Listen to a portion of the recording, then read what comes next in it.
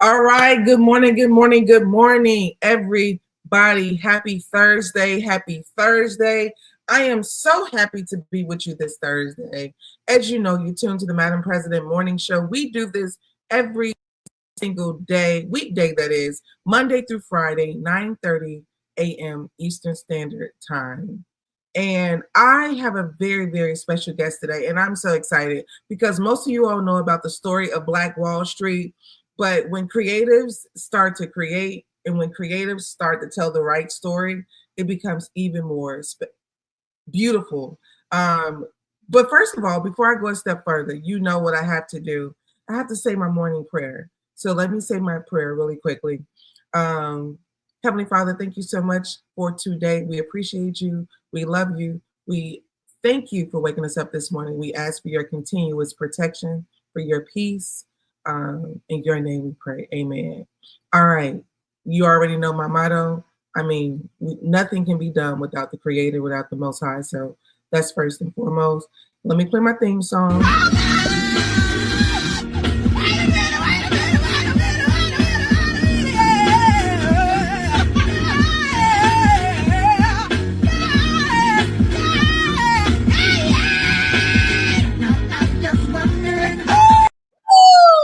Ooh, that's my favorite. Okay. Don't forget, I'm Madam President from Chicago, born and raised. Madam President with a Z. I am born and raised from Chicago, but I live in Atlanta. But you know my motto. I'm not from Atlanta. I live here. So with that being said, all my people, I don't know where you're from, but drop it in the chat if you're from ATL, you're from Alabama, if you're from California, if you're from Tennessee, let me know. So far, I want you all to let somebody know that you're here. We got about 76 people in the room right now. We usually get to about 200, so I won't stop until we get our people in the building. We're a few minutes behind schedule today, but it's okay. It's okay. We right where we're supposed to be at the perfect time, the perfect place, and we are operating in perfect peace as usual. All right. But let me get into this. You all know the story about Black Wall Street, right? What's up, my girl Linda? I see you. Good to see you, Linda. I thought I lost you for a couple days. My girl Linda from California. B1, baby, before anything else. My guy William. Good to see you this morning, William. Alabama in the building. Oh, Bama. Okay. I want to tell you all know the story about Black Wall Street. Every time I think about my visits in Vegas, right? Whenever I visit Vegas, I think about Black Wall Street. And I think about Black Wall Street because Vegas is a visual of what progress looks like. I'm not even talking about the gambling and all of that. I'm just talking about a city that is constantly generating income nonstop. Vegas is up all day, all night. Vegas, Vegas, Vegas. You've been to Vegas. If you've been to Vegas, put I've been to Vegas in the chat. If you've been to Vegas, put I've been to Vegas in the chat because you all know what is happening sun up to sundown in Vegas. The stores are open. The restaurants are going. You already know that. So how many restaurants, how many hotels, how many we even had a post office in Black Wall Street. So I'm just looking for the actual number of how many businesses Black Wall Street generated in factual. So that's what I'm looking for right now, so I can get this. And then I'm going to bring my wonderful guest on, but I want to tell you all about his movie before I do. Hey, what's up, Tracy? Good to see you this morning. Bringing this up, this and this. All right. I just wanted to bring up the facts. So I wanted to tell you what I have in front of me. But there were 108 businesses during Black Wall Street. We talking about way back in the day, 1921, okay? According to the Tulsa Library, by 1921, Greenwood had 108 Black-owned businesses. Somebody put 108 inside of the chat, okay? 108, including 41 grocery stores and meat markets, 30 restaurants, 11 boarding and rooming houses. Somebody put hotels, 9 billiard halls and 5 hotels, approximately 200 businesses, according to the Associated Press reports. They roughly had about 200. So listen to this. I want you all to listen to this because this is so essential. We talk about food deserts in the Black community, but we had our own grocery stores. I want you to imagine Trader Joe's being Black owned. I want you to imagine Whole Foods being Black owned. I want you to imagine Kroger being Black owned. And the reason that I want you to imagine that is because that was the case before people start burning your stuff down without government support and accountability. That's what happens. That's what happens.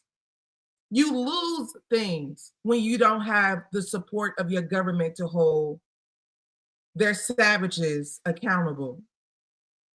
So all that to say, my brother, I have a beautiful guest, and before I bring him on, I want you all to know who he is. I have Devin T. Robinson, known as Egypt. He is a filmmaker, writer, producer, creative. I mean, he created such a beautiful work telling the story of Black Wall Street in a different sense. The title is Tranquil Inferno. And I want you to read a little bit about it. It has been said, until the lion learns to write, every story will glorify the hunter. For over a century, the story of Black Wall Street in Tulsa, Oklahoma has been told by someone else. In their story, Black people are always victims and not one mention about how Black people built a sustainable Black community. Well, this case, the lion can write now. Tranquil Inferno is a film chronicling an untold story about Black Wall Street. This isn't a what happened documentary or a drama on how Black people had something and white people took it away. This is how the story of Black people owning themselves, their land, and their businesses. Our aim is to inspire our community with a film designed to break generational curses, mandate group economics, and conjure the courage needed to make wise financial decisions. We told our story. We just need ears to listen. I want you all to give a round of applause to a man who has done something what most people won't do, and that is create their own movie.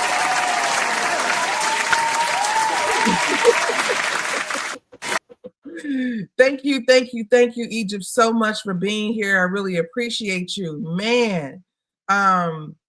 Welcome in. Thank you for having me here. Thank you. I appreciate it. Really appreciate it. Seriously, I'm listening to this in the background, and it makes me miss not being on social media. So I appreciate it. Well, social media misses you. I'm not sure if you miss it, but I heard a woman say once that social media has to be in doses, of course, and then it has to be objective. So you have to have a purpose for it sometimes in order to push and be on social media. Shout out to the people right now. We had 143 people in the building. Thank you so much. Thank you for tuning in to us. I'm with my brother Egypt. He's here to discuss his beautiful film, Tranquil Inferno. Also, don't forget that you tune to the Madam President Morning Show. We do this every single weekday, Monday through Friday. In fact, the first person who goes to madampresident.com and purchase my book, How to Survive a Trump America, I'll send you a free Kendrick Lamar t-shirt. All right, the first person who does that, you'll get a free Kendrick Lamar t-shirt. So feel free to let me know when it's done. All right. Also, thank you, Egypt. Like I said, I want to dive right into the Black Wall Street. You know the story. So why did you feel like it was important to create another narrative? Because it's actually sad in a that we live in this weird world where we think that these people have changed. Like the people that were hanging us up until like what the 1960s, I think 1955 around there, like all of a sudden they just disappeared.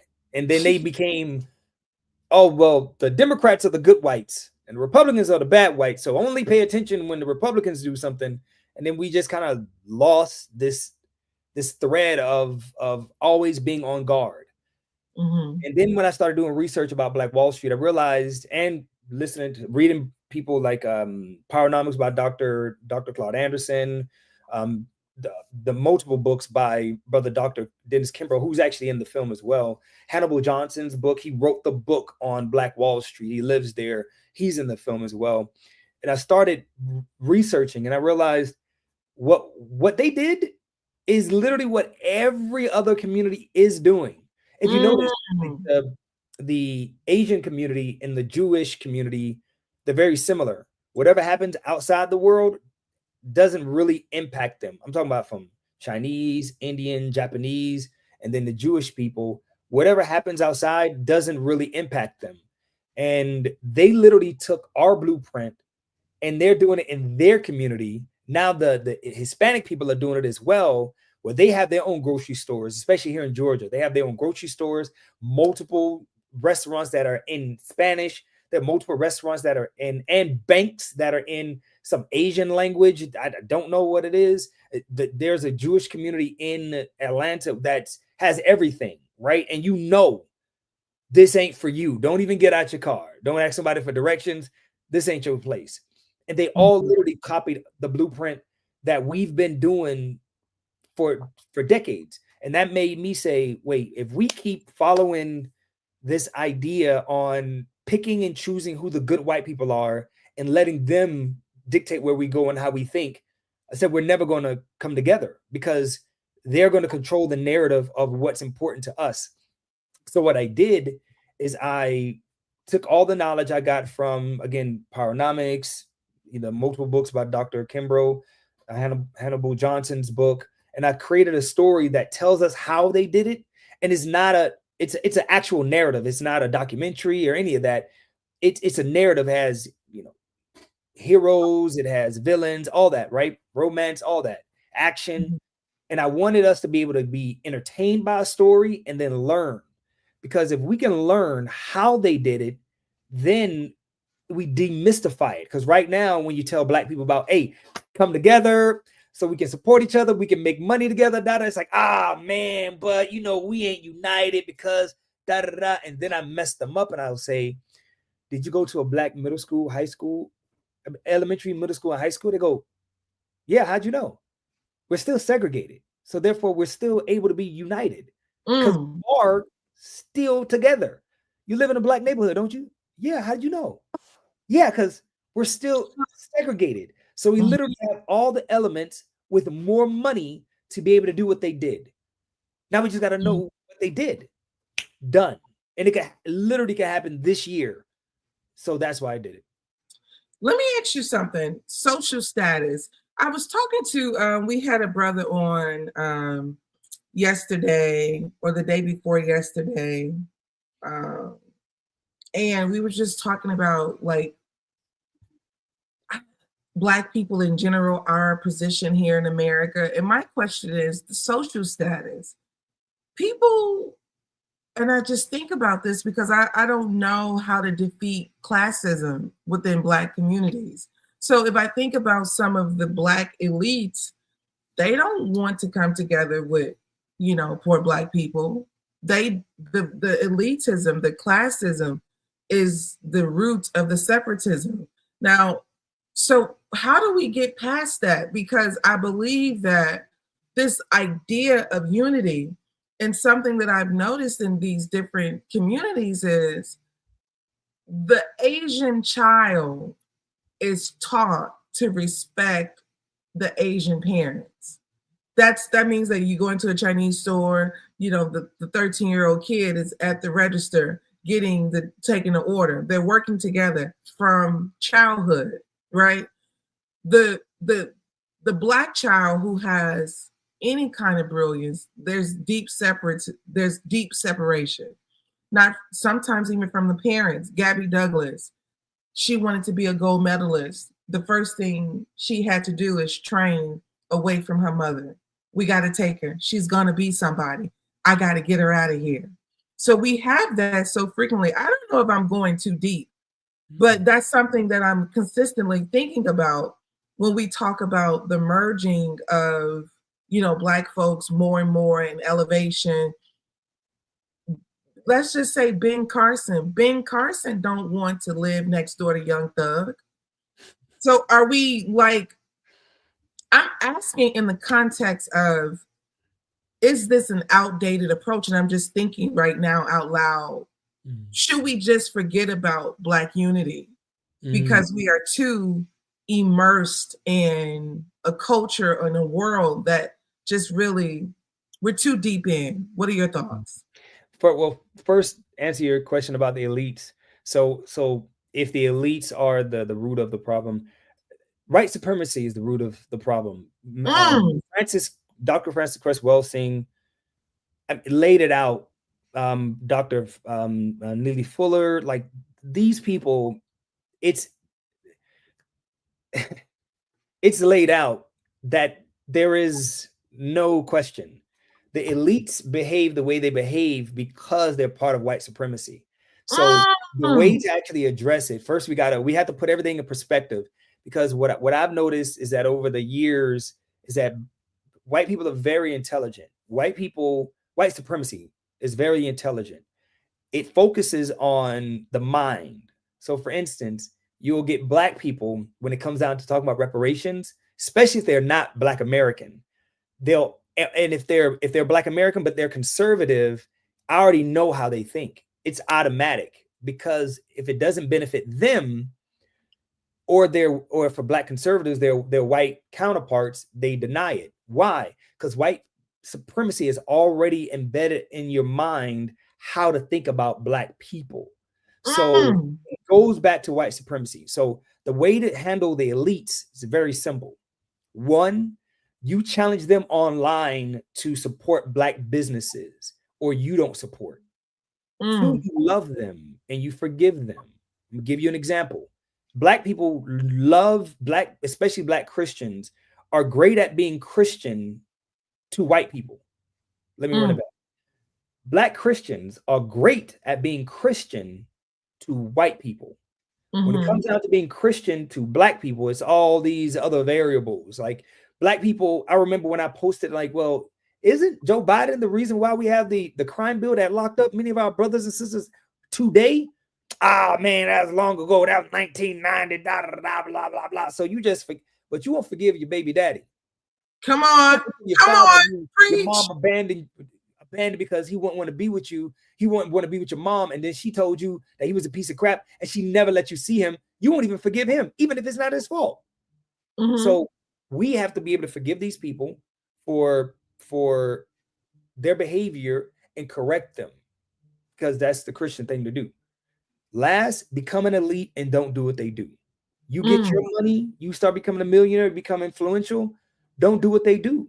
Support other Black businesses, support Black people. I messed this guy up. I got out of my car because he was a landscaper, and I was like, everything I do is Black. I want to have you work on my house, what have you. And then I looked at myself and I was like, oh shoot, everything I had on was Black owned, from a custom outfit from Ghana, this, that, da, da, da. And I said, this is not a thing. Even my shades, I said, this is not a joke. Like, this is real. Because he was laughing at first. I was like, no, everything is Black. Everybody that touches my house is Black. So we become an elite. You make all this money, then you don't do what they do. So it's very simple things that you can do to fix it. When it comes down to the idea of unity, well, keep in mind, right? If Young Thug lives next door to me, right? Odds are I'm living in a very wealthy neighborhood, number one. If Young Thug lives next to me and he's making that amount of money to live next to me, or I'm making that amount of money to live next to him, I wouldn't think Ben Carson would have a problem with that if Ben Carson loves black people. And if Young Thug loves black people. Because once you make that amount of money, if you still have those same people that'll rob you nearby, or then you don't love black people, because the people that rob and kill black people don't love black people. So you wouldn't want those people around you anyway. So I wouldn't mind a Young Thug or whomever living next to me as long as they love black people, because that's the bottom line. Because Stone Cold said. But anyway, I just had to say that for all my wrestling fans out there, they got it. But that's the idea. So I believe unity is the only way out. Because if you do it by yourself, say I'm a billionaire and I say I'm gonna uplift the black community, well, who's coming with me? Because the black community is still gonna be there. Who are these people coming with me? I'm gonna make up some black people and I'm just gonna get a bunch of women pregnant and then have them like who's the community? So unity has to be a part of it, and it doesn't mean that we all have the same behavior or lifestyle, because that's not how it works. That's not how unity works, and that's another gift from white supremacy, because white supremacy told us in order for us to unify, we all have to think alike, and we all have to dress alike and behave alike. It's not the case. Keep in mind, in the 1960s and 50s, there were all types of musicians with all types of lifestyles that were supportive of the Black Muslims and the SALC, Martin Luther King. It was different types of people. Think about it. Sly Stone, Muhammad Ali, like all these different people weren't the same, but they all realized that where we are right now as a people is not benefiting us. That's all that matters. So the idea of unity only working because we all behave the same, some people ain't hood, some people, that has never been the case. That's not a prerequisite for unity. The only thing that's needed for unity is us to realize where we are and how things are isn't good. So we got to change it. And that's what I show in the film. You see all different types of people in the film. And they're like, no, like what's happening in our community, we got to fix it. You got sheriffs, you got hairstylists, you got people who sell liquor. All of them are like, we need to work together so we can keep something. And that's exactly it. That's how you think it. That's how unity works. Because if it's only based off everybody having the same lifestyle, then that's not even a community. That's like a cult. No, you're right. Well, let's just say you dropping bombs, okay? Damn! Okay. Let's just and we appreciate that. I want to get a chance to show the people online. Thank you all. Don't forget, I'm tuned into the Madam President Show. We do this every single morning, Monday through Friday. And I'm here with I'm here with my brother Egypt. He has a beautiful film out, Tranquil Inferno. It's the untold story of Black Wall Street. Don't get it twisted, okay? You haven't seen this before. This is something different. This is something new. I want you all to know and understand that. Also, I want to play a little bit of the film for you. You're here. It's not Friday, but I still give you a little treat, you know? So let me play a little bit of the film for you. Give me 1 second. I just want you all to see that this brother he's serious about what he does, and he does it well. If you can see it, put Black Wall Street. You should just be able to see a black screen. If you can see the black screen, just let me know. Okay, just let me know. Just put Black Wall Street in the chat if you can see the screen. Can you see the screen? All right, y'all. Let me know if you can see the screen. I'm coming over here to Instagram so you all can tell me if you can see the screen or not. Let me know if you can see the screen over here on StreamYard, YouTube, all of that. All right. I believe you can see the screen.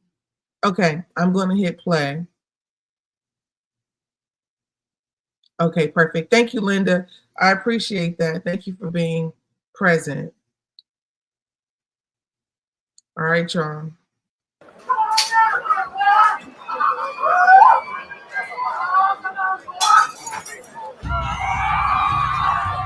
I want to make this bigger, guys, so bear with me, okay?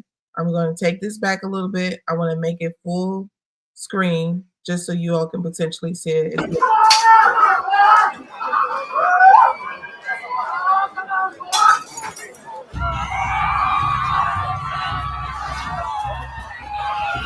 Okay, so today's lesson is about Black Wall Street. Go now, boy!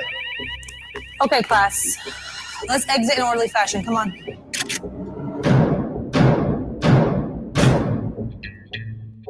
I ain't done yet! Okay, so today's lesson is about Black Wall Street.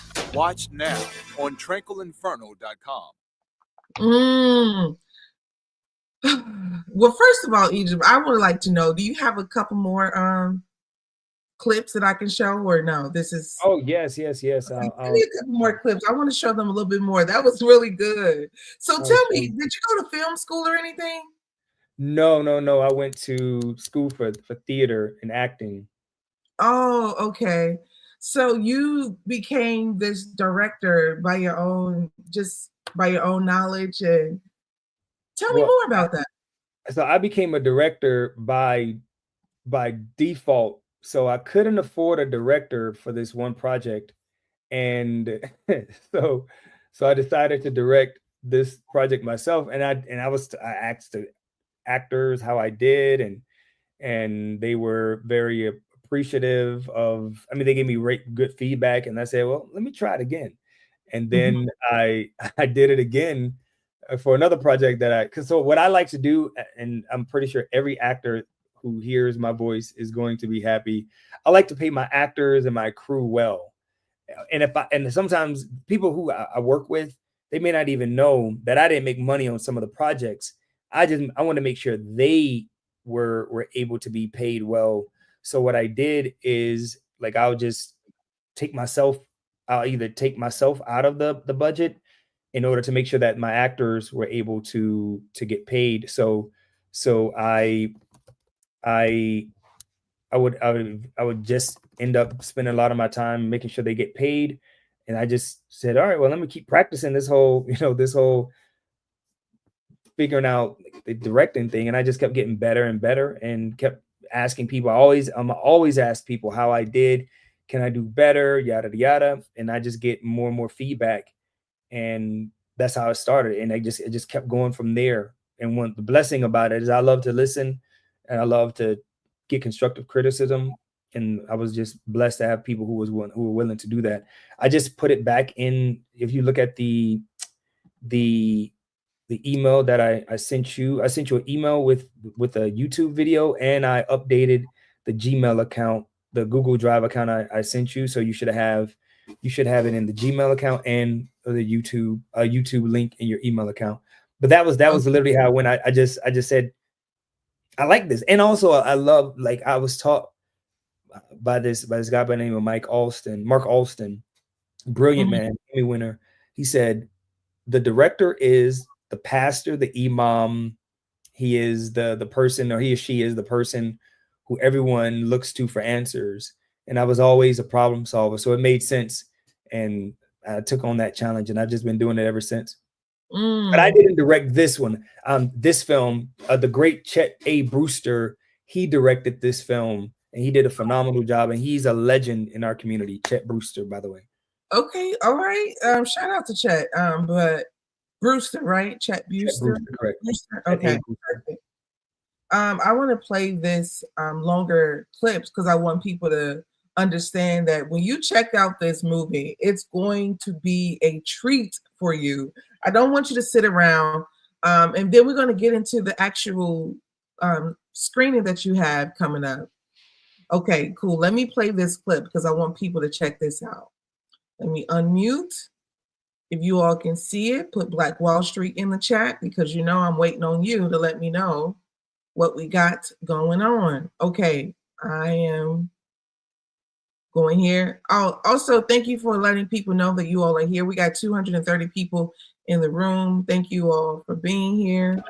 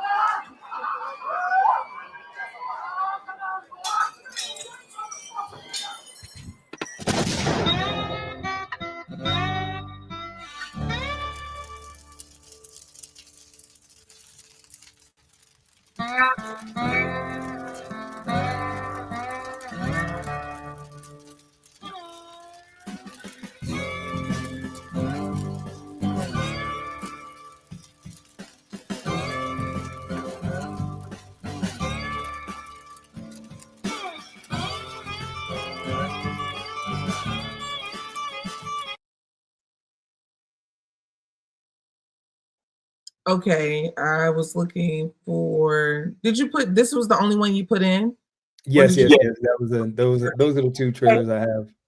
Okay, well, I got a chance to watch the film, and I got a chance to see a lot more than what you all get a chance to see in the trailer. Of course, the trailers are to get you to the theater, not to give you the whole story, but the whole story. I got an opportunity to watch the whole story, and just know that I love the aspect of us fighting back. When I think about so many different movies that we have been a victim to terrorism, it's always, please don't do this to me. It's never shoot me up, shooting your ass back. That's just first and foremost, and first of all, I just think about who we are as a people. We feel so comfortable fighting one another. I never forget growing up, my sister do something to me, I'll whoop your ass, I'll whoop your ass right back. But then, you get outside and start talking to white people about life, and, everything they say becomes law. Everything they, imply, everything they suggest, everything they tell you.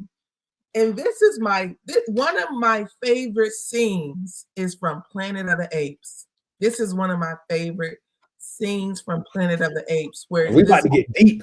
Yes, this monkey, the colonizer saw the monkey, and the colonizer had the gun, and the monkey and the colonizer first draw the gun to the monkey, but then the monkey just says, I'm just here to play. He just started doing monkey, actions and scratching his head and acting real fun.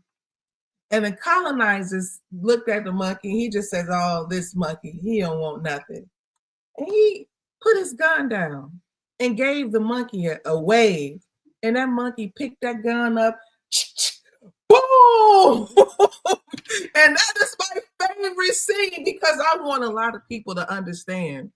I will monkey around with your ass. But the moment that it's time, I am not confused about what side I'm on. But so many people are confused. That's the issue. So many people are confused about what side they're on. See, I think about this, and I was doing a video, and sometimes I don't even like to, this idea, but people don't understand that you're in a constant war. So many people think that they're walking around in peace. You're in a constant war. You're in a cycle of war. America in itself is a very high stress environment. I literally have a app for like crime in my neighborhood, right? This is the house in the city. House in the suburbs, ain't nothing going on too much. But my house in the city, it's like I get all types of dings, sexual assault, arson. It's just crazy. And I'm like, how do people sleep at night?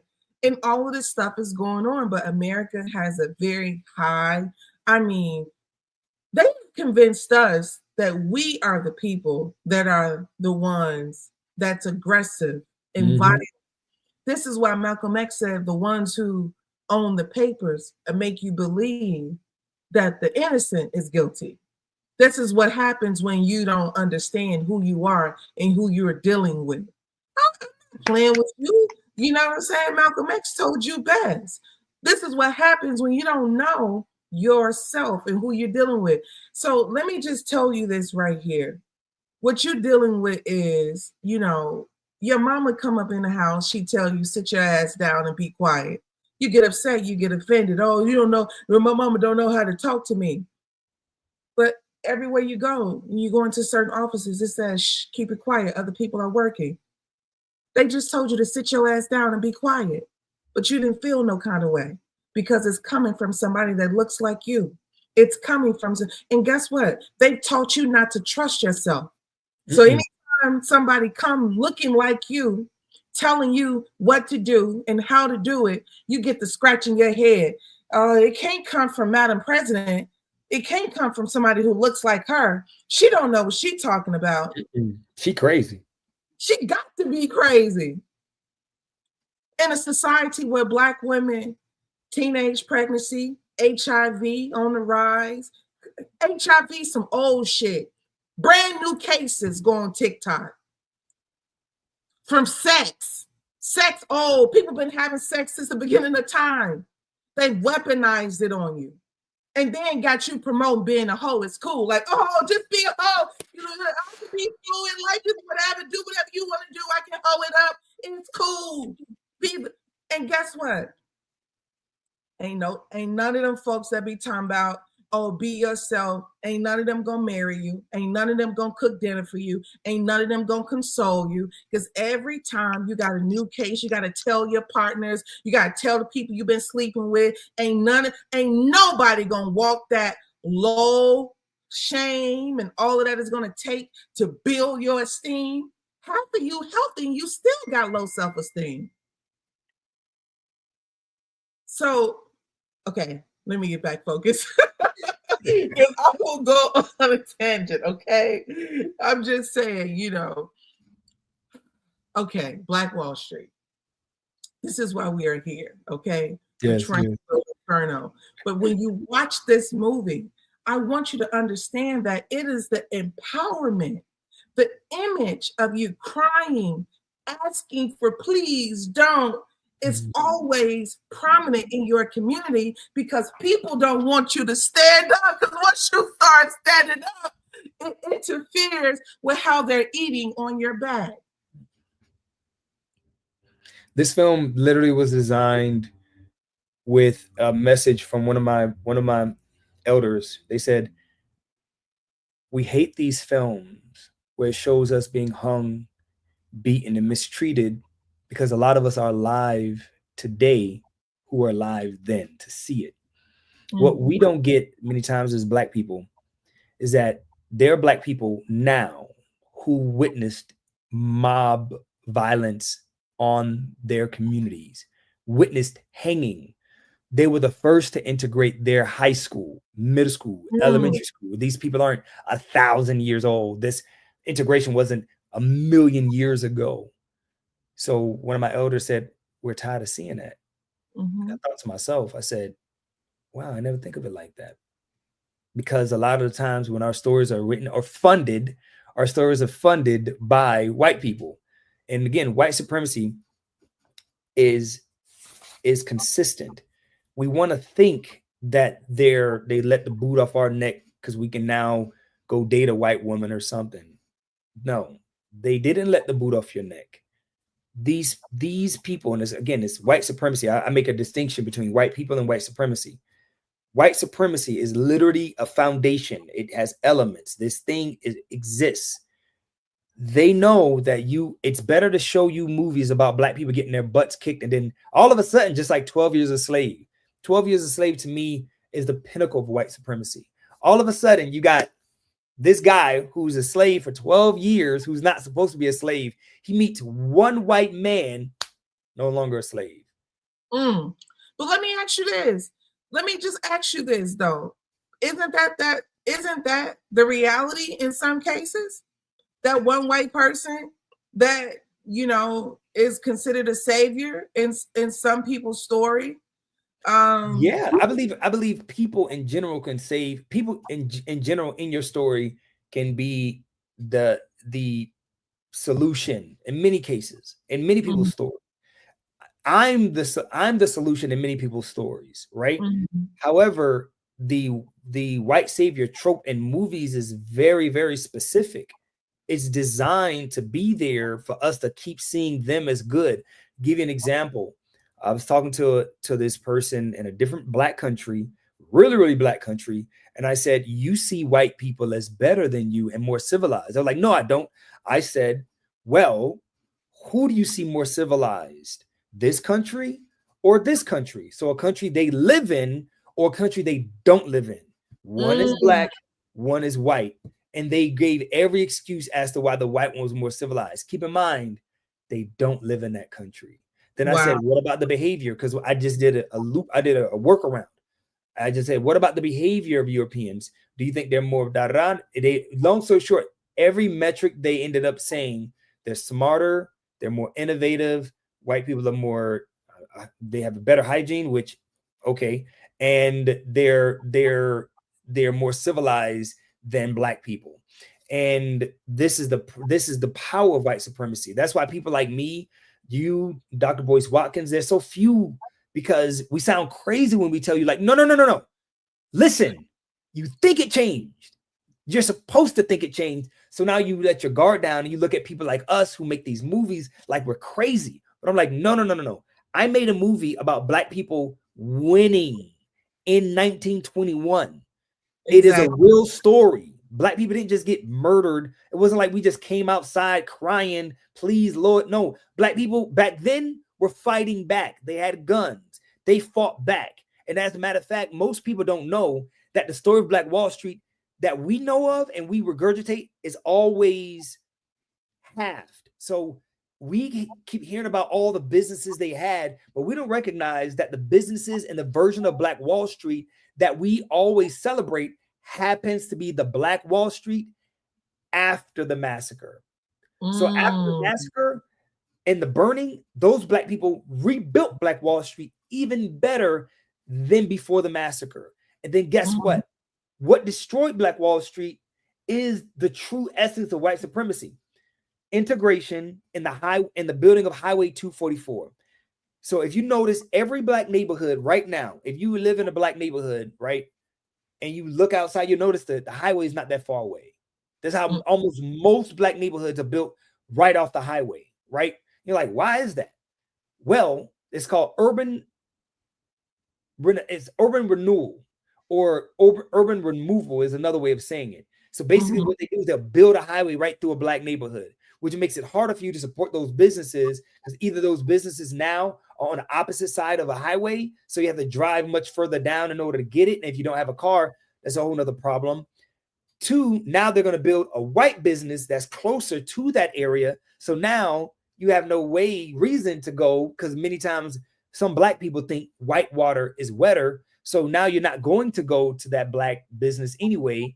And three, the whole idea of being like pro-Black during integration, it kind of got thrown away, because it's kind of like, well, why do we need to do that now? We can support everybody, the Asians, the whites, we can support everybody now. So these people aren't crazy. And my film is literally designed for us to see we fought back, how they were able to really get rid of Black Wall Street, and how simple it is for us to literally get back to there, because they've already set up the systems. We already live in segregation. The vast majority of people here either went to a Black elementary, middle, high school, and Black college, or definitely live in a Black neighborhood. How is that in a desegregated America? We still are segregated. Now we just got to use it to our benefit. And that's what this film shows. I love that. Well, one of the things I will say is that it's a beautiful film. It's a beautiful piece of art. And I think the ancestors would be proud, telling the story the right way. And most of all, let me just ask you this. What role do you believe? I mean, you've told me, and I want the audience to hear this, but what role does Hollywood play in not allowing the story where we fight back? Because if you look at a movie like Birth of a Nation, which was a movie where we were fighting back with Parker, it plummeted because of the press that they gave on his personal background a month before the film was released. They slaughtered him. It was similar to what's the brother name who they just slaughtered in the media, him and the white girl. Jonathan Majors. Yes, it was. I mean, you got Nate Parker, Jonathan Majors. They got a very similar Hollywood path as it relates to incidents with white women that led to some kind of futuristic demise. And it's almost kind of weird. It's kind of like, y'all want me to believe that white men and white women don't have fights, don't have disagreements, don't have arguments, don't have sexual cases that there's indifference or sexual assault, that, charges that was brought against them. Y'all don't find that suspicious? That every time it's a brother, it comes up, but every time it's them, you ain't heard a peep. Well, what is it? Now, you've seen the stories back in the day with how they treated their women. They was slapping their ass across the screen and everything else, and told her, "You can't do shit but make babies and make pies." That was their standards on their women. We didn't come up with that. So how the hell do we come up in the fight with them against their men? That's a whole other story. But what I'm saying is the role that Hollywood plays in depicting the idea of strength within the Black Wall Street story. Why won't they tell the truth? Why Well, won't they? it's very simple. It goes back to, not to be redundant, it goes back to white supremacy. In order for the elements of white supremacy to work, you have to have a very docile Black person, specifically a Black woman. The reason being is because the man is the protector, but the woman is the teacher. So the woman's going to teach the child the elements that the man is willing to die for. Somebody comes through that door in the house, you know that your boyfriend, husband, brother, whomever, somehow you know they're willing to risk their life for you. So it is pertinent on the person whose life is being saved to teach the next generation these crucial elements, because that first person may not be there. So that's why we work together. That's why it's always been their duty to make sure that we break apart, because when you know that we work together, you understand that there are roles that we all play and how we work together. So it's crucial that you make sure that the Black woman always feels like she's alone. So in these movies, you'll notice she's getting raped, beat up, and like nobody can. It's important so that way she thinks she has to do it by herself and be some type of like have her own armor, and that's not the case. Also, you have to make the Black man feel as if he doesn't have a part in the story, like he's like a witness to all the atrocities or a victim.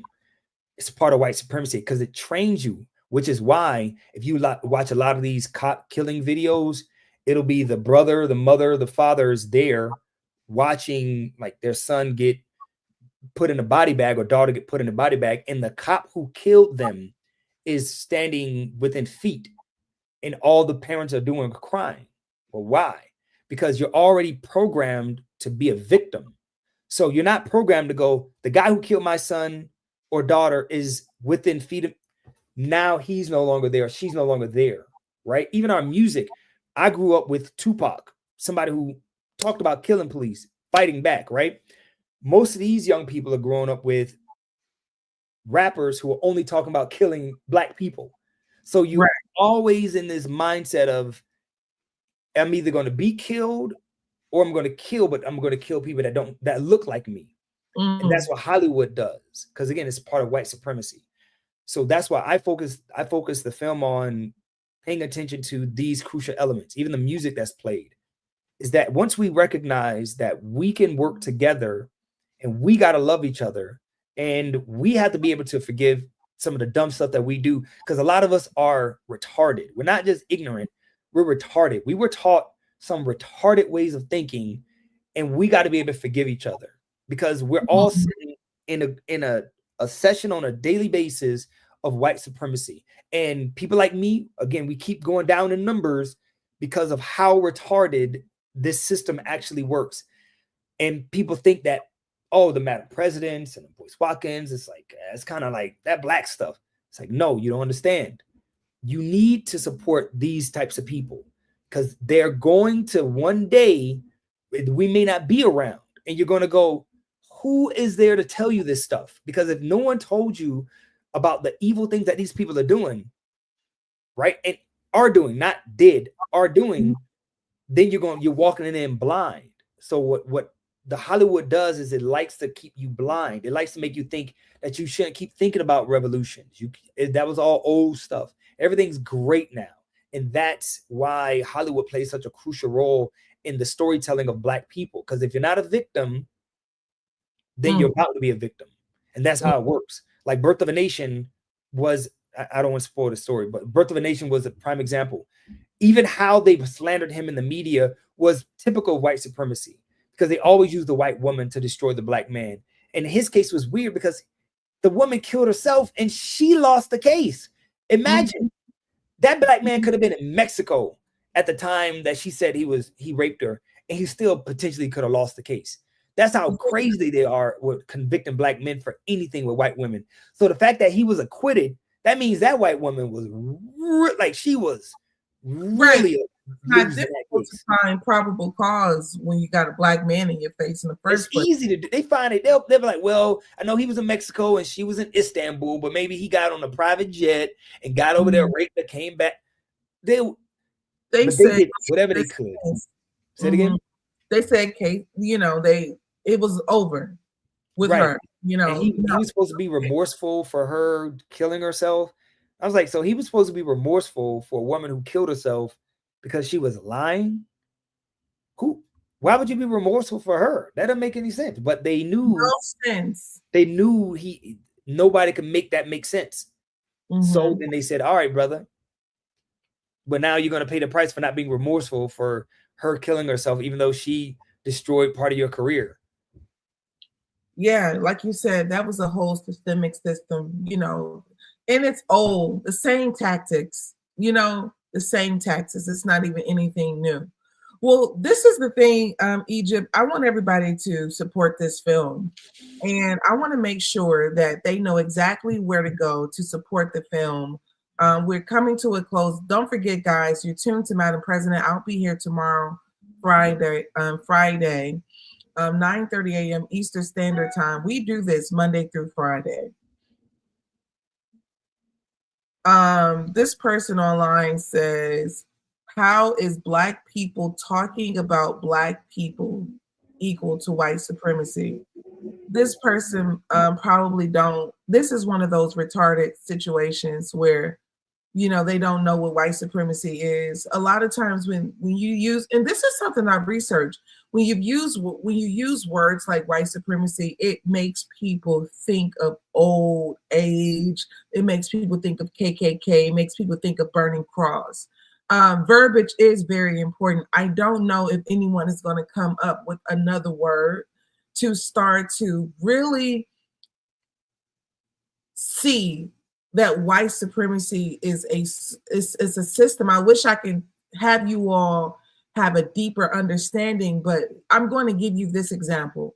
They say the CIA, FBI have drugs that are so lethal, like they can give you a pill that look like a Tylenol that will give you an instant heart attack. No one will ever know that you were poisoned. No one will ever know. That's kind of what white supremacy is. It's so embedded in a part of your system of what it is, America. Sometimes you just don't even understand what's happening. Like you look at the media, and the media is showing you, you know, this redundant thing of Black crime, and you think Black men are dangerous when that is a system of supremacy. When most Americans are dangerous in general, the culture, America, white women steal, Black women steal, white children cry, Black children cry. Like, you know, they would make you believe that one is doing more of the other or less of the other because of the systemic infrastructure of it all. So if you're a person who don't really know what white supremacy is, you know, that's fine, but you just don't know what it is. And here's another thing. John, colonizers, I don't think that's good enough. It doesn't in-depthly show the continuation of it all. You know, so it doesn't in-depthly show the continuation of it all. So this is how Black people talking about killing Black people, white supremacy. So that was the point that I was trying to make. So another thing about supremacy is, say for instance, you go to the doctor and you're moderately healthy, you know, you're just a decent, healthy young person, and they say to you, well, you know, they can kill you, and you wouldn't have a clue. Like there are doctors, literally, there's a white nurse that I reported on a couple months ago who literally was breaking the bones of Black babies. She didn't get jail time. She still has her license. She got like suspension and investigation. She had been breaking the bones of Black babies for 3 years. Now, Here's the reality, just to give you a little bit more of what white supremacy looks like. If you put my image next to hers and ask America, who is the nurse breaking the bones of Black babies? It is natural for America to believe that it is I, me, the Black woman, me, the big Black woman who is just dangerous to the world. Not only have I never broken a bone of a baby, I never will. That's not in my nature. It's not who I am. But the supremacy will make you believe, like Malcolm said, that the innocent is guilty and that the guilty is innocent. I could actually answer his question. The reason why black people killing black people talking about black people killing black people is white supremacy, because one key tenet of white supremacy is to dehumanize the black body. So when you hear about a rapper saying, I'm gonna kill these N-words, right? In your mind, you see it's so fluent. It's so you hear it so often that you think killing a black person is easy, right? It's like nothing. Then you see these black people getting killed by other black people and nothing happening, or black people being killed by police and nothing happening. So it programs you to be desensitized to the idea of black death. Why? So that way, as they continue to wipe us out through abortion, through the music, through literal violence, you don't see it. You don't see it as a pandemic. You don't see it as an epidemic. You don't see it as a huge problem. You see it as, oh, that's just happening, and that's part of white supremacy.